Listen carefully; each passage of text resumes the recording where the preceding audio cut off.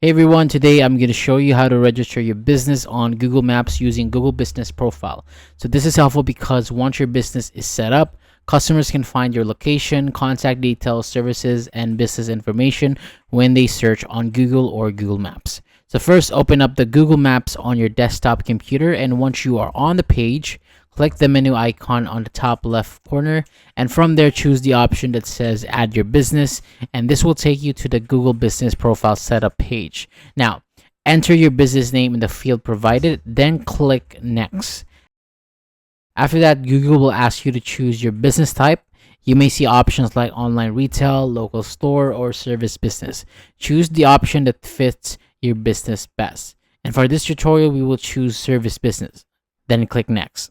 Next, enter your business category. Make sure you choose the correct category because this helps Google understand what your business offers. And after choosing the category, click next.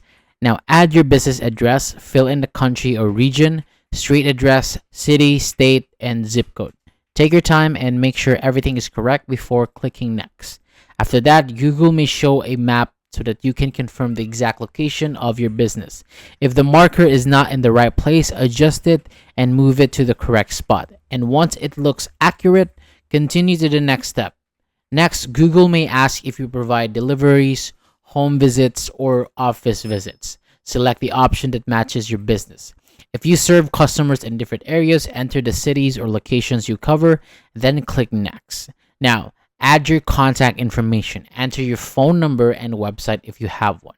So these details are important because customers will use them to reach your business. Then, Google may ask you to verify your business. So the verification method can be different for each business. So just follow the instructions shown on your screen, and you may also see an option to verify later.